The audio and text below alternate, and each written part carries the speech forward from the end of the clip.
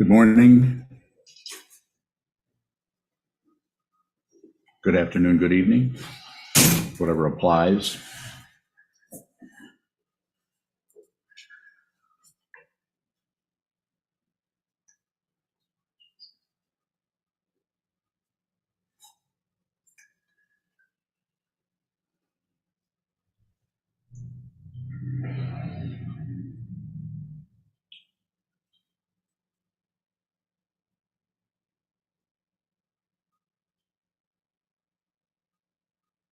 You guys hugging each other?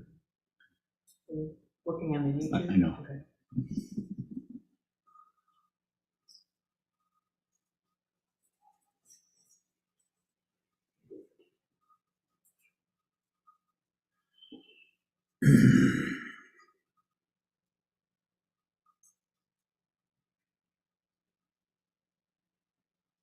First of all, thank you for all of your help in not only attending these Dharma talks week after week. I see a lot of you here over and over. This creates part of the three jewels. The last one is probably the most important one, is the community or the Sangha. Quite often it's overlooked a little bit, or not much energy is put into community. We're not going to do that. Ignore community, not only this community, but the community that goes out further and further. But you have to start at the center. So thank you for helping with that. Thank you for your financial help. Those of you who are able to do that, please continue if you can. If you can't, don't explain anything. Just do what you can. There's no praise, no blame anywhere. That being said, thank you.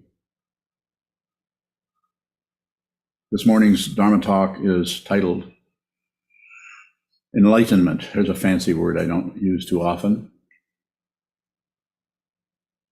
But enlightenment, realization, seeing the truth, no longer being deluded by any damn thing, including your family, your mind, your brother, your sister, your wife, your husband, even your teacher, no longer confused by anything.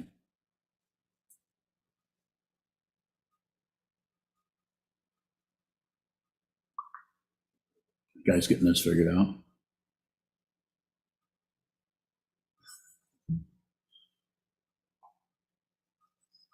It's distracting to see someone in a phone because it's something you see everywhere all the time. So to see that in the Zendo is a little disconcerting, or at least distracting. But is that confusing to me? Yeah, it is. No different than you are. A little difference, but it's very, very slight. It's a hair's breadth, that much separation. Enlightenment has no substance. You can't find that. You can't locate it.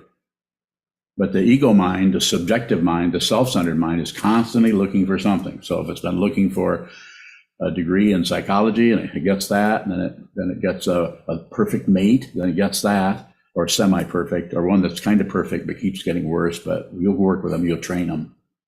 You know what I'm saying? Constant stories, story after story after story, about. The big A word, not awareness, which is the other big A word that I emphasize, but about anything that shows up, then we want to know about that. And what do we do when we do that? We leave what is in front of us, which is the truth, for what we think about it, what we know about it, what somebody said about it, what I ought to say, what they shouldn't have said. And if they hadn't done that, then this wouldn't have, that wouldn't have. That. I don't think I need to go any further with that. You need to see this yourself. This is what this community is about, as far as I'm concerned. And for whatever time I have left here, that's what I'm emphasizing. I sometimes say, I don't care about how you feel. If I buy into your feelings, then you buy into your feelings. And then the next thing you know, you have no recourse but to believe a bunch of things that are lies, untrue, backed up by intense feelings, emotions. But if you can't see that as a Dharma gate, then you'll believe your stupid melodrama about your life. You'll be on stage. You won't be able to stay in the first row. You'll be sucked into that craziness of she said, he said, they said. He did this, then he did that. Then you know what he did next? The Gaul. He wasn't a Gaul. He was probably just an Englishman. You have to see it. And when I say see it, you're not going to see enlightenment. It has no substance. You can't see enlightenment. But what happens is when we go for our graduate degree, then that sets the tone for what? Materialism, spiritual materialism, scientific materialism, materialism, just getting something. We're always trying to get something. It is not necessarily necessary to stop that, or to go without food, or to not eat after 12 noon, or to be celibate, or to live up to any standard. As long as you're living to standards, then you just die, and then you come back 100 years later and born again. Not you. You're not born. Consciousness is born. So consciousness, once it leaves the body, can be blended with anything. You could come back with, because of the dependent origination, you could come back 92% demon. When I say demon, I'm just using it as a negative word. There are no horns. There's really not even any red eyes. But it might show up that way, so you'll know what it is. Because otherwise, it'll just look like another blue-eyed Nordic. You have to see this yourself. This means that you have to see it with your awareness, not with your eyeballs, not with your nose, tongue, body, mind, anything, not anything, but just awareness. And if you're seeing and looking and appearing and receiving with your awareness, you will not know what you're aware of. Because if you know what you're aware of, this just re-emphasizes the separation, the otherness, the ego trip that most people are on. Enlightenment, awakening, has no substance. There's nothing there. This has prompted some teachers to speak about this in different ways. His Holiness the 16th Karmapa, which I have quoted over the years dozens of times, if not more, when he was dying in 1981 in Chicago or near Chicago.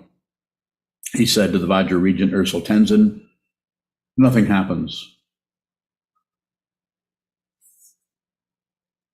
This does not mean things that aren't changing, getting green, turning blue, getting warmer, getting cooler, moving faster, moving slower. The relativity is not being denied, but what is being taught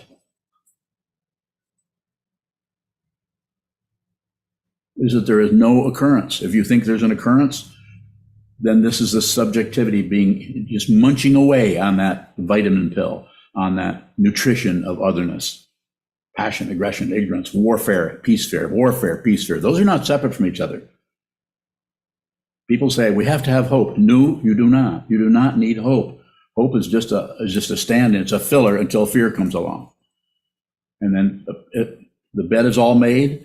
A fear walks into the house, and hope goes out the window and say, "I'll be back later." It says, "Yeah, I know. So I'll take a nap," or else it runs around scaring itself. That is a duality.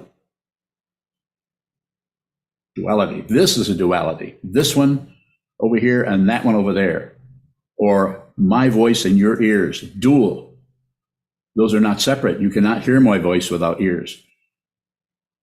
It takes two situations there. As long as there's an embodiment, as long as there's a physical manifestation of consciousness that has been downloaded into this human form. You're not limited to this human form. This consciousness can go anywhere. So please, not for my sake, but for your sake, I don't have a problem with this. I know where I'm going, and you don't. You don't know what's going to happen at death. I do. And how do I know? I'm looking at it. This is not separate from death. Life and death are not two. Do I have to break down and sob for you?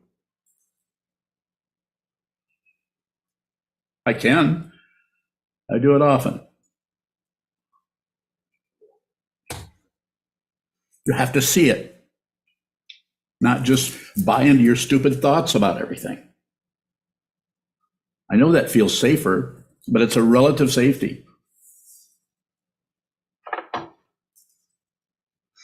See what this is. Never give up. Return, return, return. This is not a bunch of concepts. This is Sokuzan the simpleton. It's very simple. Just see it. I don't have any other thing to say. It's that simple. And it is that extremely difficult because the ego is wound up in knots from beginningless time. You think you've lived 32 years or 18 years or 75 years. Not true. Not true.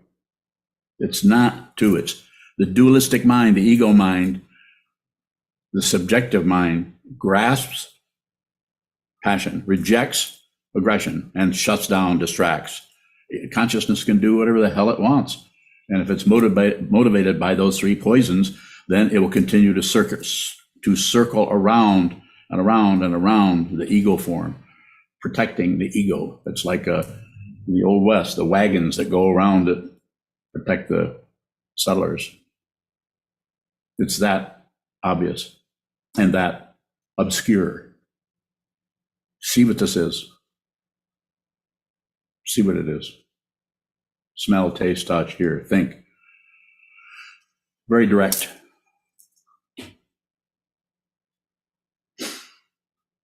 Enlightenment has no substance. It isn't something else. Enlightenment is a relative word so that we in the relative realm that are attached to right and wrong, up and down, back and forth, good feelings, bad feelings, passion, aggression, ignorance, so that we can see that it's not separate from everything else. But you have to see everything else all at once in order to see that is awakening. Awakening is seeing no separation. If you need concepts about it, you don't see anything else but this. And you know this is unreal. Relatively real, yes, up and down, back and forth, life and death, pain and pleasure. But it's unreal. Ultimately, it is unreal. There's nothing there. Because consciousness has finally, after all these decades, all these centuries in this being that you are, has finally sees what this is and is not tempted by anything, not afraid of anything, not afraid of death, not afraid of life, not afraid of anything, because nothing can threaten what this is, because it is not separate from anything else. It is consciousness only. And it's not just your consciousness or my consciousness. It's consciousness only. Only. That's what the only. There isn't anything else. And that's a relative way of describing something that is completely impossible to describe. As I said to Muñoz this morning, I said several things, but I'm only going to repeat one of them. I said, if you realize, after I'm gone, you realize this, what this is, you would just burst into laughter at what a fool you've been. All the war, all through your life, all the fighting, anxiety, the difficulty, realize it. If you realize it, there's no conclusion. If there's a conclusion, it is not fruition. That's back a ways. There's ground, which is suffering, and the path, which is train the mind, awareness, the three jewels that will support your path, your practice. But realization is not a conclusion. There's nothing left to conclude anything. And because you're still in a human form, you will see this. There won't be a conclusion. It's like everything is a punchline. It used to be called a cosmic joke, but that's a little bit too conceptual. Then we start to talk about, well, what makes it cosmic? And I can see the humor in it, but we start to chat about it, write books about it. Don't do it. Liberate yourself by looking at your chains. Look at your confusion. Look at the crap that arises in your mind that seduces you into pushing, aggression, pulling, or adjusting, or blaming this way, blaming. It doesn't make any difference where you blame. Just observe that. If you observe it and try to fix it, then you continue to spin. You might as well be jumping from the merry-go-round to the teeter-totter, or from the teeter-totter to the tilt-a-whirl, or from the tilt-a-whirl to suddenly you find yourself in the Coney Island of the mind. You do it with awareness, and you do it without even leaving your house. You don't have to go on a long journey to India, or to Portugal, or to Tanambogo-Gabutu, which is an island in the Pacific. You might want to go there one of these days, if there's anything left of it.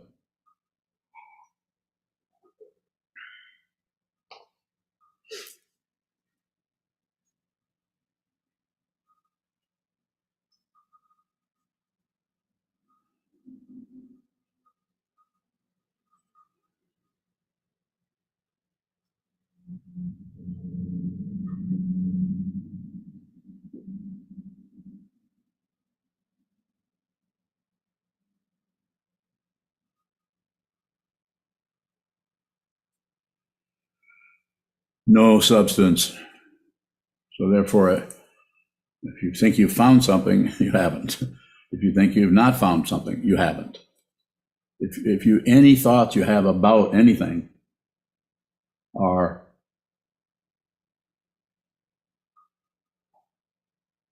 missing the point. What is the point? Just this, as it is. The name of the evening meditation at 6 o'clock. As it is. It's just this. Every time you sit down, this is what Dogen was trying to point out in the 13th century. This is Buddha. This is Buddha, not this old man. This is just an old man coming apart every day. Doesn't matter. See what this is yourself. Get your body and mind, the whole complex to the wall, and observe, observe, observe, observe. And when you get worn out, then go take a nap, but then come back and observe some more.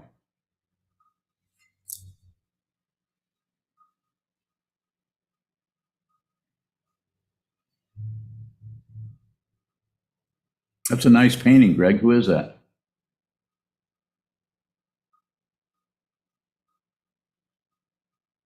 You must have gone to the bathroom.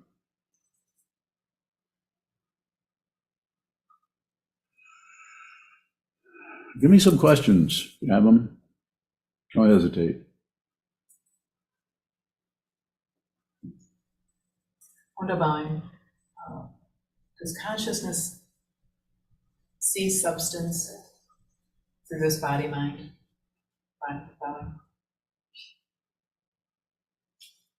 The way I understand what I understand you're asking about, I would say yes. So we see this is substance. I'm thinking about having some water. That's just a thought about water, and the water itself are separated, but they're really not separate. Fundamentally not separate. Different frequency. Different. The illusion of past and future is here. In thoughts, there's no past or future, and if there is, that's an illusion too. More. The mind is consciousness sees substance in thoughts. Well, we're getting kind of technical. It's kind of a bunch of constructs that go into there. I would say probably. Well, Okay. Yoke bowing, does consciousness have substance? the word what the word consciousness is pointing to, as I see it, no, there's nothing there. Substance is a relative term that can be taken lots of directions. There's substance here, I can pound on it, I can make a noise. But the incense smoke is also a substance. I can smell it with one of my senses, but I cannot contact with this sense. You see the contrast there? Yes or no? Yes. Okay, that goes on and on and on. Gets more and more rarefied until there isn't anything at all. But that doesn't mean there isn't consciousness. Consciousness has no form. So therefore, it's looking around for anything it can find. It finds this, it actually creates this. This is consciousness. This is a rising in consciousness. Consciousness, you can't locate it because it has no location. It's, if you wanted to talk about it all, you'd have to say it's everywhere or it's nowhere. Well, About what looks like substance in our thoughts. we believe them. We have a thought about something, and then we double up. You could just receive a thought and do nothing with it, which is what is being recommended in Shikantaza. Don't do anything with it. Sit still, thoughts arise, fine. You don't even say fine. You just don't do anything with it. It goes this way, it might change, it might knock on the door for a while trying to get your attention. You don't do anything with it. Don't accept it, don't reject it, don't ignore it, look away. So it only has a substance that you impute. Rising and coming and going are just, it has no, there's no Velcro there. Got a low battery here. We're low on technical help today. Where are all the technicians? Are they hiding in Vermont? We're all many things. We're all many things, that's true. We're understaffed. Thank you. Further? Anyone else? Anyone else on Zoom? There's a lot of room for questions here. I've just made even the talk title itself, you could certainly question that, couldn't you? Round path and fruition, suffering and the path, and then the realization is enlightenment or realization or some other fancy word, possibly samadhi, anuttara samyak sambodhi. There's the fancy, no farther, can't go any farther than that. That's what that Sanskrit is saying, basically. Anuttara, no, not farther, nothing farther. Samyak, completely this. Sambodhi, completely incomparable enlightenment. Sambodhi, bodhi, enlightenment. Bodhidharma, enlightened truth. Quite a nice name for that guy.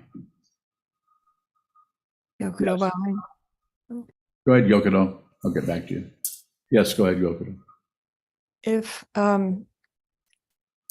enlightenment, if this is so simple, as you say, and it's just this, why is it so rare?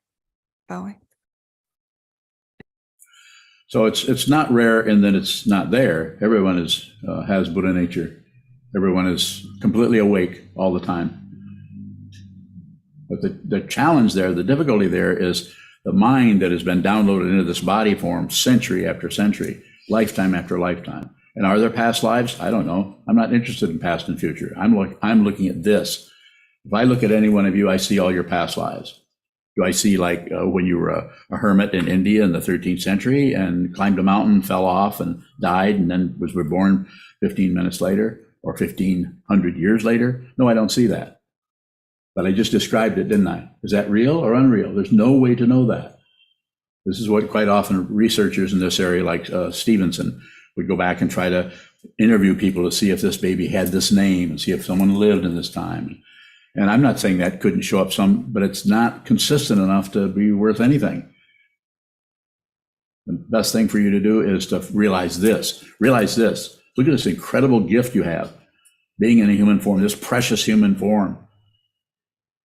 Precious human life.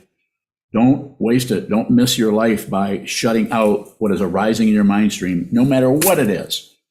You shut anything out in your mind, you're going right back to another lifetime, possibly in Somalia, possibly in Nepal, somewhere else, not here.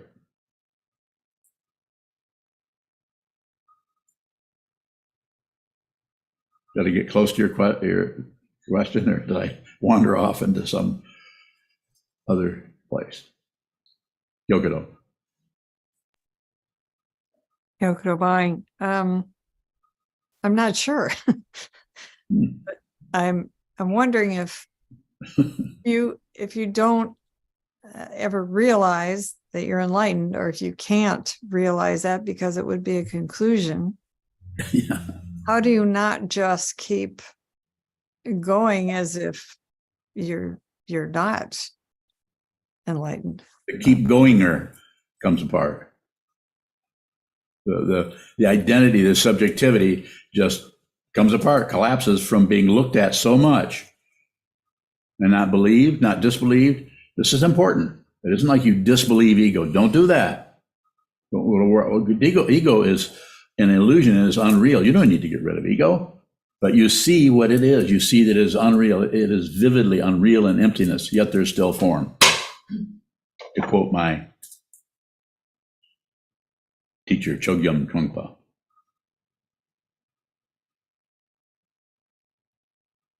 More? Oh, thank you.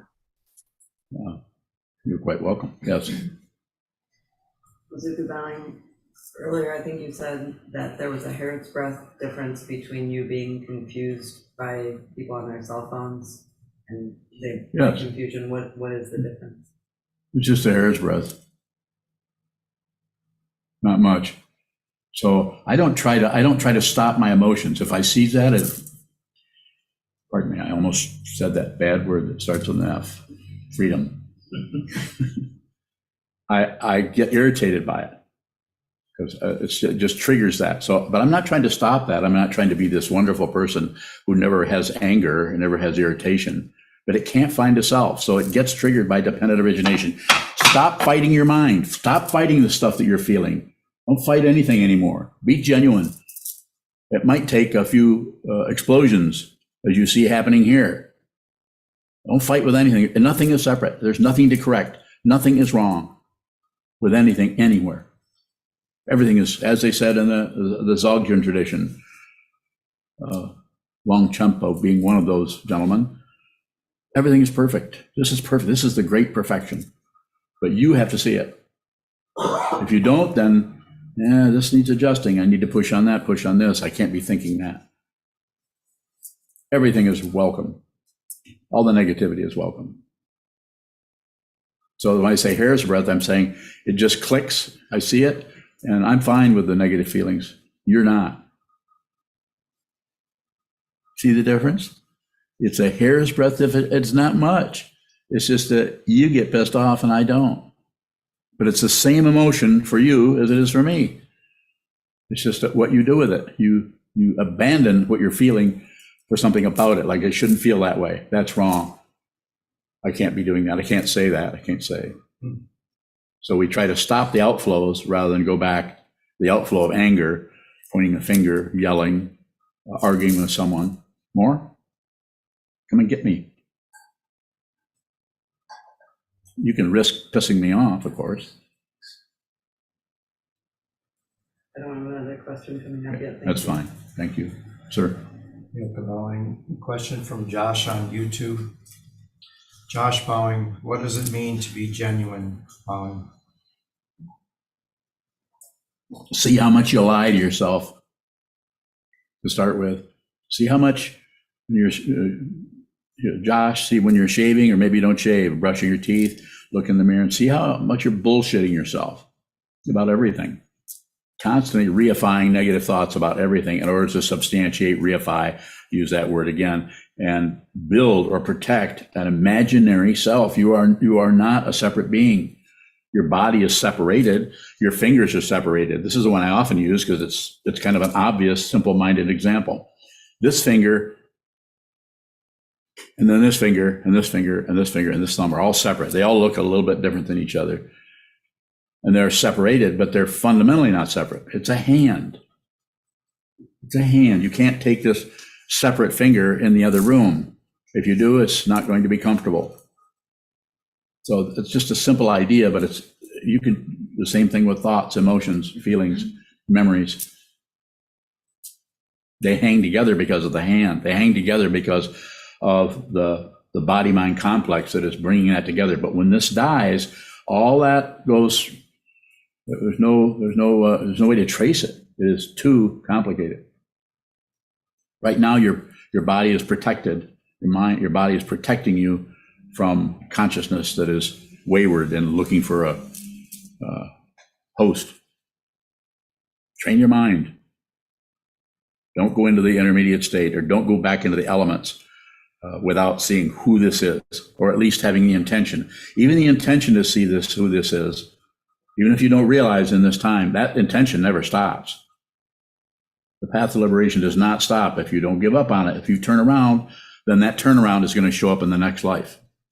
Am I threatening you with something? No, I'm probably wrong. Speculation based on having looked at the nature of consciousness for 50 or 60 years. It's been my main focus, if you want to call it a focus. It's coming from there. It's not an opinion. It's from looking at it, when I say it's not an opinion, that's why I'm saying, I don't know, maybe I've got it all wrong. Maybe we should talk to Jordan Peterson. He's got everything all figured out. I'm always making fun of him, not because he's silly or stupid or saying, no, he's brilliant. He's his own worst brilliant enemy because he thinks he's right about stuff. And do I seem like I think I'm right? That's a rhetorical question, therefore you have to respond. That's not any funny anymore, is it? Are you smirking at me?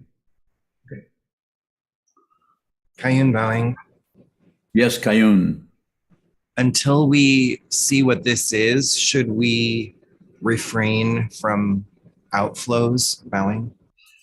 So thank you for the question. And the outflow would be, you see what's going on between you and your friend or your enemy or your cohort, whatever, and then they do something, trigger something, and you feel angry, but you're going to just douse it, which would mean not going to say anything because you're trying to control your outflows.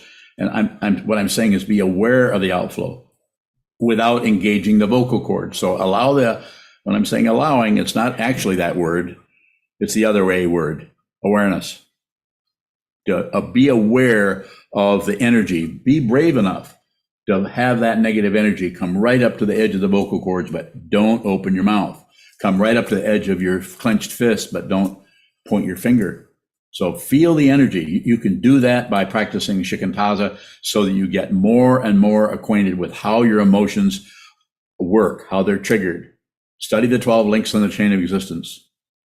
Study it, and see how something is started through ignorance and then ends in death. It's not negative. It's not pessimistic. It's just, if you look at it, you can see, you can just about identify with every stage in there in some way. Some of them are a little bit more difficult, especially the ones just before birth. Those are a little bit more. Becoming is a difficult one to grasp conceptually. But somebody understood it somewhere who was brave enough to come in and say, it looks like it's this one. It looks like this is what happens there.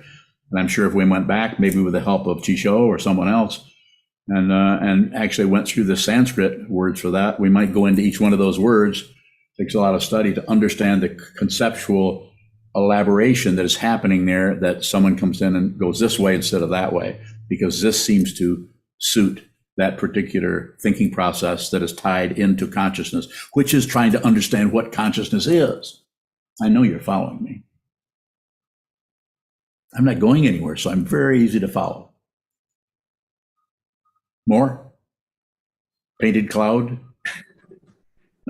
Bowing. So this is another example of a hair's breadth deviation. Yes. It's just the hair's breadth is, actually there's no separation, but the hair's breadth gives you an idea that it's not going to take much as long as you're looking in the right place or you're receiving. Looking is an active form of talking about it. As long as you're receiving, not approving, no stamp of approval on anything, not rejecting, no pushing away, no stopping, no closing the gate, and no ignorance or turning away, distracting yourself into what might be easier to look at than the feeling of not knowing what the hell this is. The not knowing is what starves ego. Ego will start to feel hungry for some kind of support and will look for something to console her or him or them, some kind of consolation to, well, it's going to be okay because there's always impermanence. We all kinds of things that can come up. And even if we do that, then it's the awareness that we're doing that, not stopping it. That's why it's so difficult. The path of transcendence is impossible to attain relatively. It has to be done ultimately. And what is that? Returning to your true nature. You can do it. You're only trapped in this realm for a while. And you're going to go back and forth and be locked up by your own thought patterns over and over and over again until you see what this is. Liberate yourself. And then you can see how heartbreaking it is to watch so many people torture themselves over really nothing. They haven't lost anything. They haven't gained anything. Nothing has occurred. Nothing happens. Nothing happens. At the same time, everything is obviously happening. You can see it. Well, of course, things are happening. Well, no, they're not. Hi, bowing. So the other day when you were talking about the 3 C's, somebody in the Zendo had asked about silence. And I think you had said that being genuine looks like silence. So when we feel the energy of the aversion, say in conversation with a friend, and it gets right to the cliff's edge of our vocal cords, and we can maybe even hear what our response would be, but don't outflow in that way. Is that an example of silence as being genuine? Bowing? That's very well delineated. So you made it just about impossible to respond to with anything other than silence. Okay. But if you want to take what it is you want to know and ask me that rather than try to catch me in some kind of existential trap, you're not going to catch me. You can't find me. I don't have a location. I'm already gone. I don't know where I went, but I'm already gone. Go ahead, please. Just painting clouds over here. Yeah, I noticed. Kayun bowing. If I feel that intensity and don't do anything with it, is that being genuine? Bowing. I would say it is if you're not concluding that, if that's not happening, and you're coming and you're wrapping that up in some kind of Christmas wrapping, genuine, genuine, I finally got it, genuine. So without the conclusion, I think there's some path quality there. It's still path, it's not fruition. But when Trungpa Rinpoche says be genuine, which is where I'm getting that from, my teacher said that, he's basically saying my understanding of it. And if we were to talk to him, you might say, well, no, that's not exactly what I meant by that. But the way it looks to me and the way it's meant something to me is to be the crap that you're trying to get rid of. Not to be that and condemn yourself with it or sink down into it and just be depressed and take a Wellbutrin or something, although you might have to do that. I know what your karma's about. I'm not against Prozac or any of the other more up-to-date or modern ideas of that. That's, may need to do that. All that chemistry stuff I don't know about.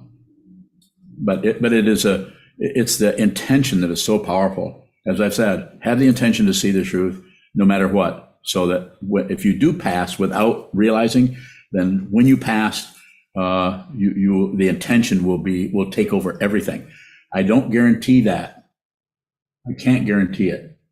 That would be silly. That would be disrespectful of me towards your karma to guarantee anything. I don't know what it's like to be you, but I certainly know what it's like to be be trapped in this body-mind complex for decades and decades and decades. Is that trapped anymore? It's both trapped and not trapped. It's trapped just enough to respond to your question, but not so trapped that I'm going to lie to you about anything. Kayan bowing. I guess I'm feeling trapped because I want to see the difference between not stopping an outflow and not just giving myself free rein to be an asshole because I feel that way. Okay, then that area right there is what happens is we think there's a right and a wrong. And so we try to, there's still some kind of a controlling mechanism that's wanting to make sure I can be genuine, but not be a shit. And so that area right there needs to be looked at. There's still path.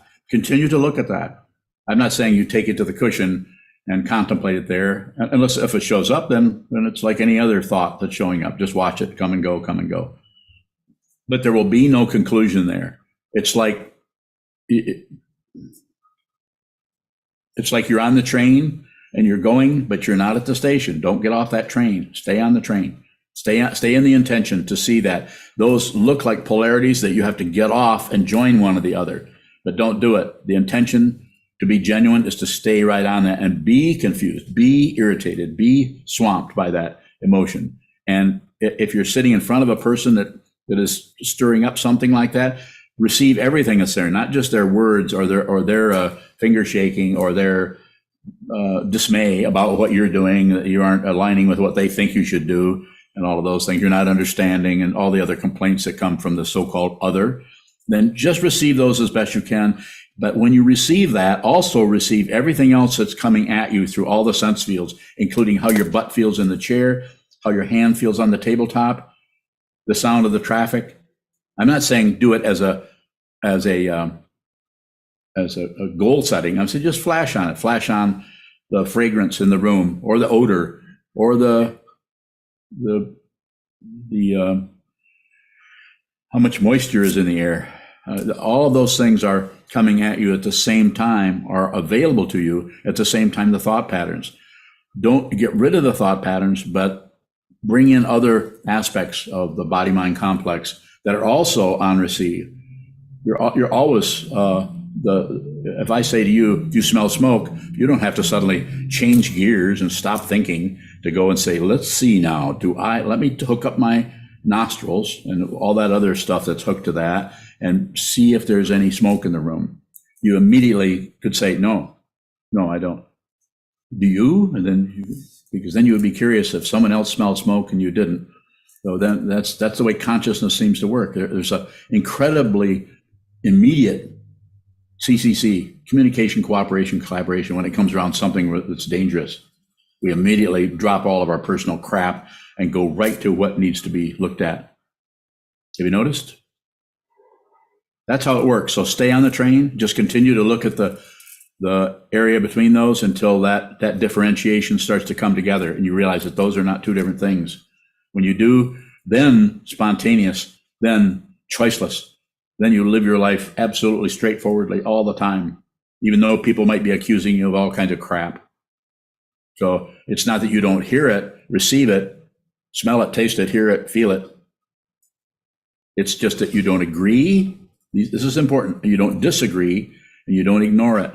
And this is where liberation starts to show up on your doorstep. Whether you'll open the door and go out and receive it or not, don't know about that. That's your bailiwick. Receive. Practice receiving on the wall, so that when in the middle of your Bodhi mandala, your enlightenment circle that you sit in 24/7, when that shows up, you don't panic, get freaked out, and run away. That you actually allow it to show up, because to ego it feels like death. And it can be extremely scary and threatening. It can be terrifying. I was lucky I didn't have any terrifying things. They're all very easy for me. I just kind of opened up and thought, well, maybe if I do this, then I can maybe teach people stuff. So I'm kind of a dummy. Further questions? Yoga bowing.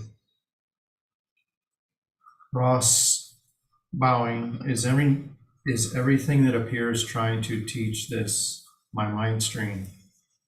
Question mark bowing. Yes, if you're a student, everything is teaching. Everything is teaching you all the time, everywhere. Every word, everyone's face, every fragrance, everything is saying to you, not separate, not separate. It's saying, the fancy word for that is everything is the Buddha. Everything is teaching, preaching the Dharma. But you have to receive it. Every voice, every intonation, every negative look on someone's face is not separate, not separate. It might say it a lot more than that. So yes, Ross, receive, be a student from now on. Milka Bowing, another question from YouTube from Eric.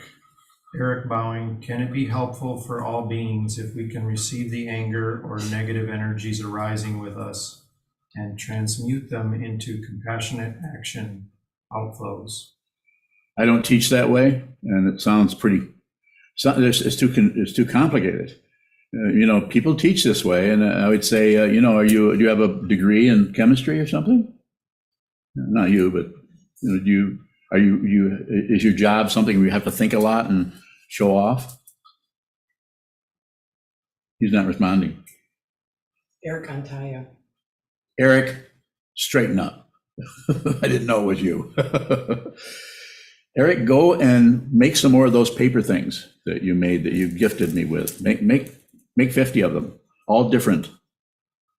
Make some more of those. But what you said is relatively accurate. You could actually write a pamphlet on it and people would read and think, whoa, that's the guy's kind of on it there. But you don't need to do that. Sit down, hold still, look at the wall, and watch the way you continue to grasp, reject, and shut down without interfering with that. Do not improve. Don't improve, but get to the wall and notice the lack of improvement. Milka Bowing. Is he still there? No, but Ross said, thank you, Bowing. And a question from Josh. Again, Josh Bowing, how do I develop compassion that does not care about results? So you look at the lack of compassion or lack of caring for others and the self-centeredness that you're constantly doing everything for me.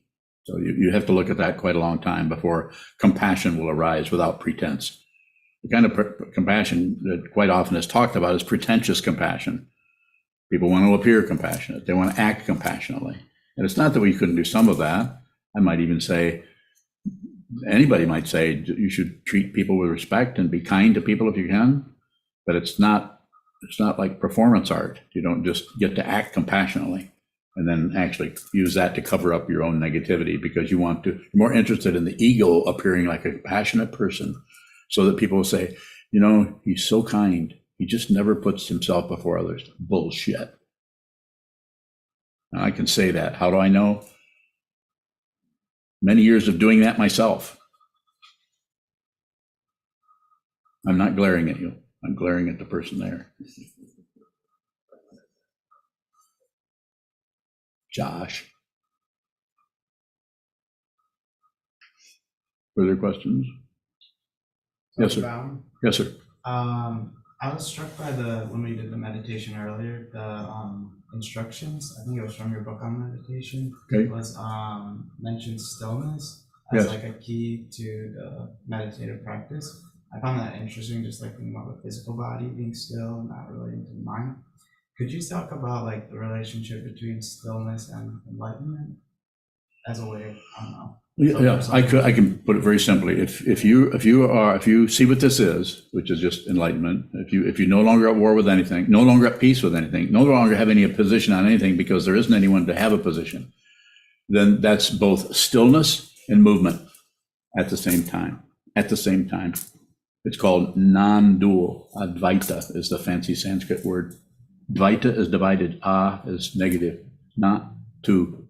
It has to be described negatively, because if we do it positively, then that just makes us feel like Norman Vincent Peale.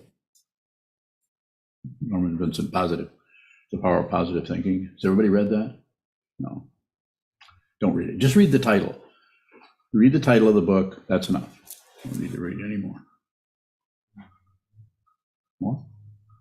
So it's, I guess, so it's not so much about stillness. This recognizing stillness is just one aspect of. Well, a little bit. It's basically about just being aware of whatever's arising in the mind without grasping passion, without rejecting aggression, and without shutting down those. And how do we? What does that feel like? It feels like you can't control it. And that's the ego. That's the way to get close to the ego, is see what the ego is up to, and then don't interfere.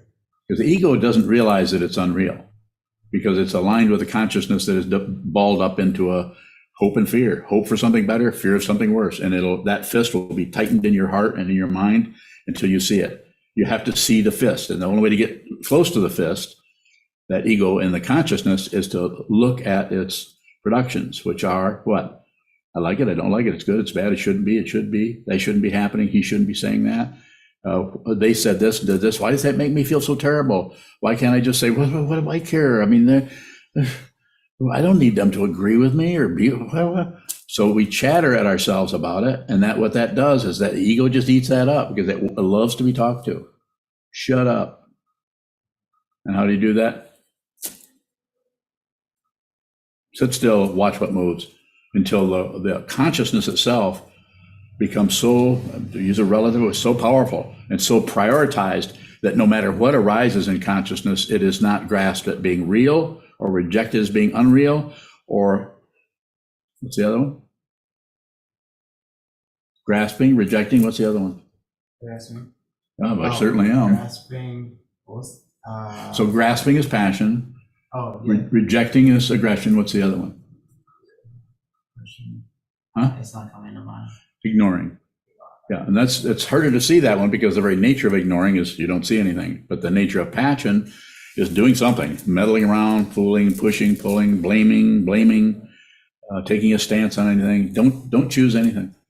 You'll be amazed how much easier life is if you don't pick and choose. Don't do anything with anything that arises. You'll still get fed. You get hungry, you will go eat. Anybody feeding you? From time to time. Okay. Probably be all right then. Further questions? Yes. Sokuzan, it sounds like negativity can show up and have nothing to do with the three poisons. Is that right? Like if negativity or anger shows up for you, it's distinct from the three poisons? No, it's just the three poisons. Yeah, well, I'm still here, have ears, nose, tongue, body, mind. I'm here. So I'm a person, you're a person. We're people, we're just here. But I'm looking at something and that you are covering up. And what I'm not just saying eyes, I'm saying everything. I'm receiving this. And you're covering that up. So that's what I'm suggesting, asking you to do as a student, which you are a student, is to see what it is, realize it. It will take a while. There might be a lot of very dark negativity that you have to continue to look at, move into, and look at and move into. As Trungpa Rinpoche said, march directly into disappointment. The path to awakening is one disappointment after the other for ego until the final disappointment, which is awakening itself, which is not exactly disappointing. It's disappointing initially because the ego part of the consciousness that is unreal realizes it's about to be just found out. So that's disappointing. It doesn't get to be included in enlightenment. Very sad. Poor thing.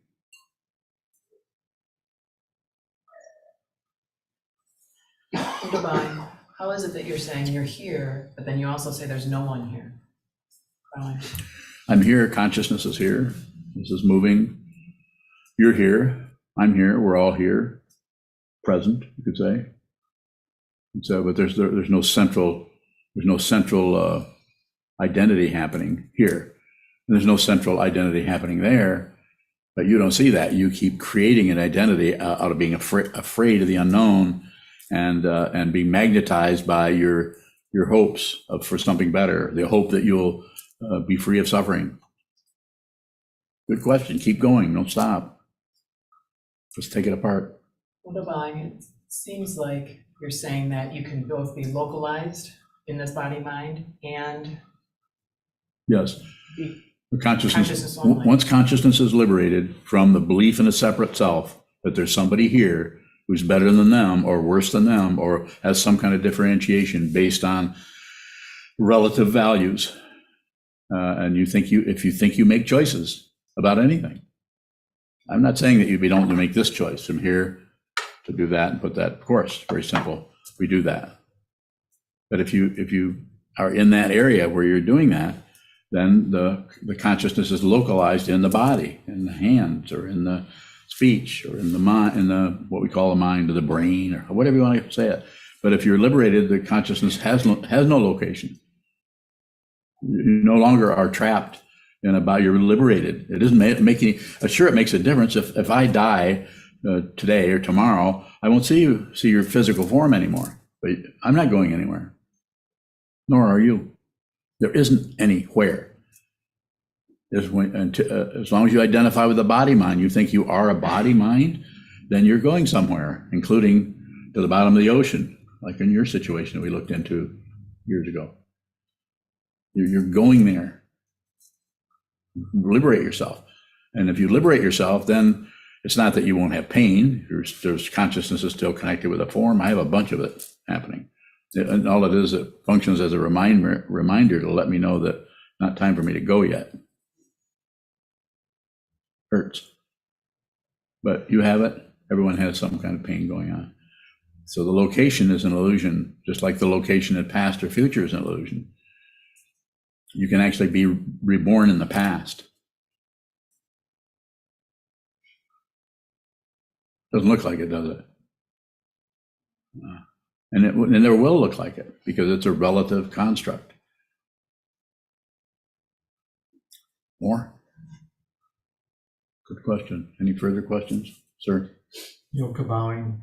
Josh has another question.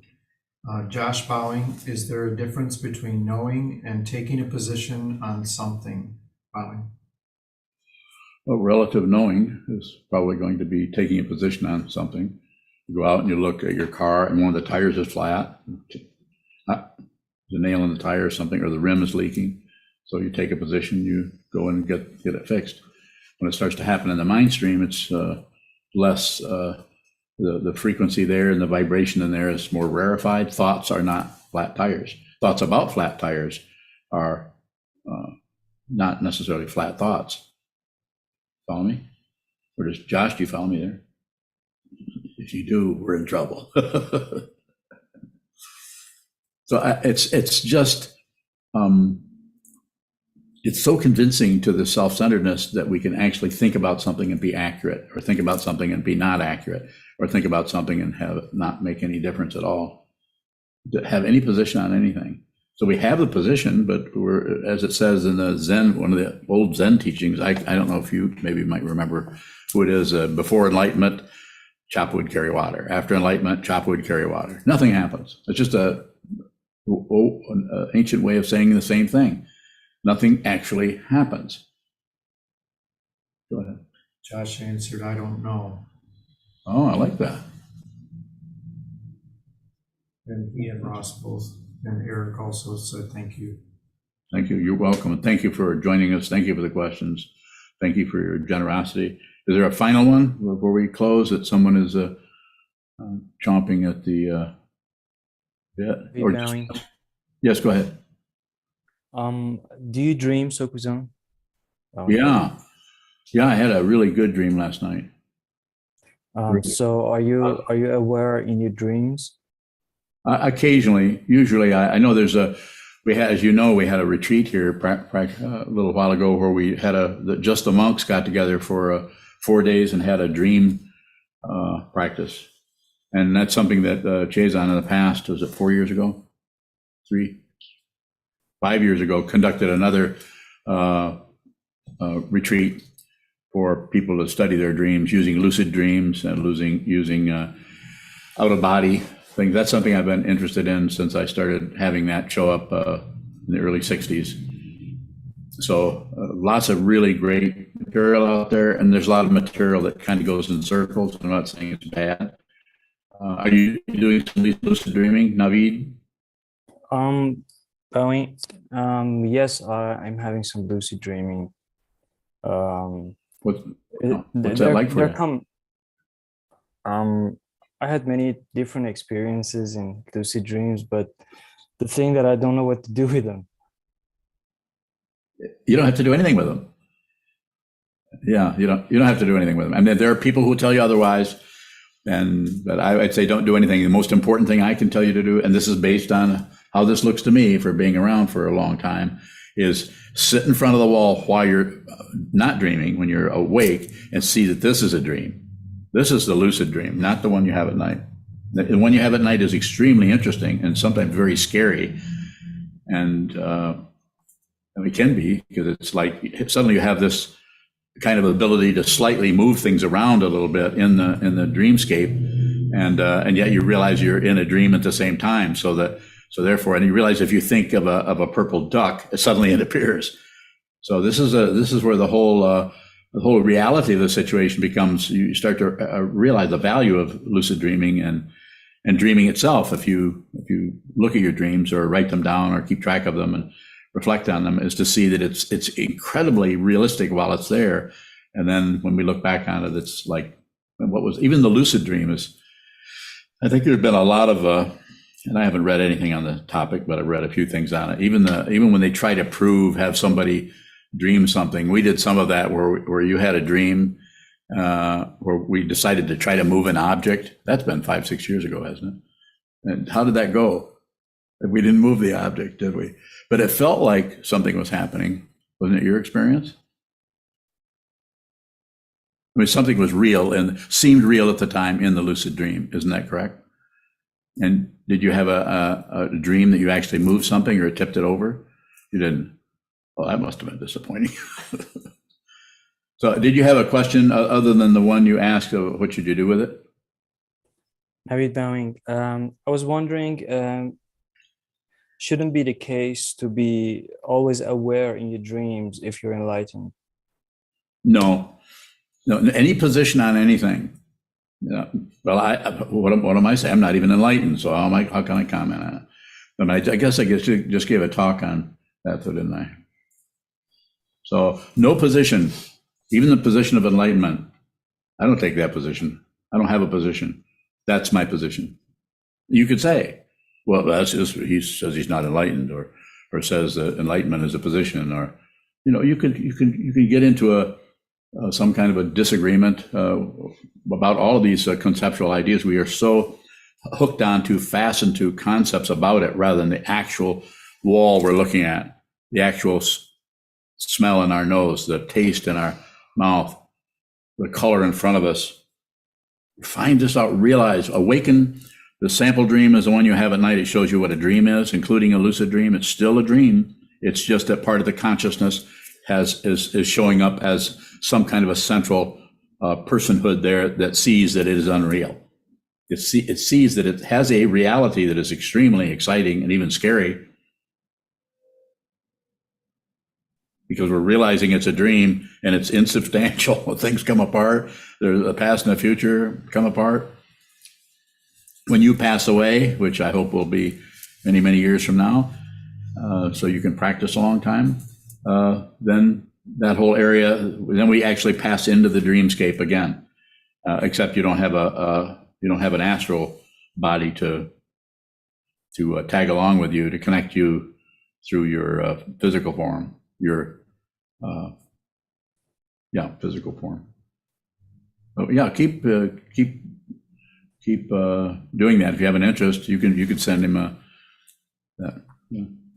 Sokuzan just shook his head and is going to send you some material on that, working with that he's practiced and taught about. Okay. Thank you so much. You're welcome. You're welcome, sir. Thank you for joining us from so far away. It just seems like you're across the room somewhere. Another illusion. This would have been astonishing in the 18th century for this to suddenly show up. Oh, by the way, I just invented Zoom and computers and everything. And I just wanted to share it with you guys, but just for the Sangha, nobody else. No political parties get to use this. We're very stingy. Yes. Can I ask a question? I know it's the time. Is it a really good one? I hope so. Okay, then I'll go with your hope. Okay. So you often say nothing happens, and this is the path that we try to look at that. So my question is, during the relative life, we often say making memories. Turn up, making memories. To me now, making memories is less appealing, even though I want to enjoy more for this lifetime with this experience. So I'm wondering, when we making good memories and enjoy or treasure the life we have with this experience, how can we be aware of not caught up in the maybe too much grasping? Bowing? So the way you ask the question, and this is a very, this might not be the response you're looking for, but the way you ask the question, you're already doing it. The most important thing I can say to you is not to manipulate anything make any response about what you should or shouldn't do about memories or enjoying your family, taking photographs, or thinking about your vacation last year and what you're going to do this year, if anything. Not about so much about that. Just let that be whatever it is. Let that be but the important thing for you to do, get to the wall, get to that stillness where you're just sitting symmetrical, you're just receiving whatever shows up, and train your mind to see, starting with your own thought forms, your emotions, and your memories, when your body is very still, watch what moves without adding, watch what moves without subtracting, watch what moves without dividing. No passion, aggression, ignorance, if you can help it. And when you see that you can't do that, that is how the awareness, to use a relative description, gets stronger. And so that eventually the awareness is so powerful that it sees the unreality of everything. It sees that this is a complete dream. And that's why nothing happens. That's why enlightenment is without substance. Because the substance we have here is all relative. We are, you could say, trapped, locked into a physical world that seems so real. That seems real. And so therefore we buy into that relativity. But if you realize what this is, you can still be in this illusion, but you're not deluded by it. Nobody can dangle something out in front of you and magnetize you out of your Buddha nature into something else, into grasping or rejecting or shutting down. You can do that. Train your mind. See the truth yourself. No one can give you the truth. You have to see it yourself. But I can, like any other teacher, a true teacher who teaches out of what they're looking at, what they're seeing, what they're smelling, tasting, hearing, touching, feeling, thinking. They can point to it. Maybe if they point, I guess they can point. That's what I am endeavoring to do based on what I'm seeing. And I have no credentials, have no proof. And if you need proof, you're listening to the wrong guy. Thank you. 谢谢巴云。谢谢，不客气，不客气。我不知道，我不知道。I know nothing. I know nothing. I know nothing. So we can go ahead and close out. Thank you so much for coming and joining us.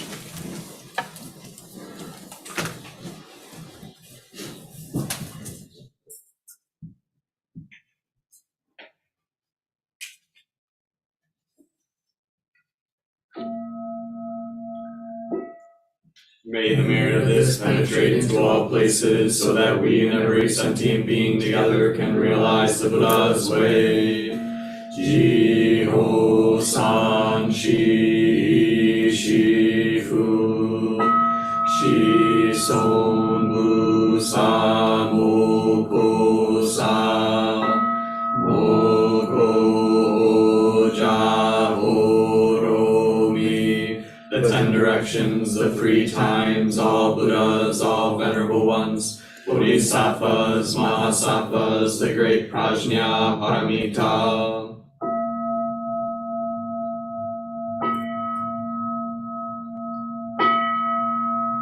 O Buddhas and Bodhisattvas of the 10 directions of the 3 times, please hear us. Please come down out of the light and protect Sokokoji Buddhist Temple Monastery, our Sangha, families, friends, and visitors. Heal everyone who is unhappy, sick, or suffering, and fill them with light.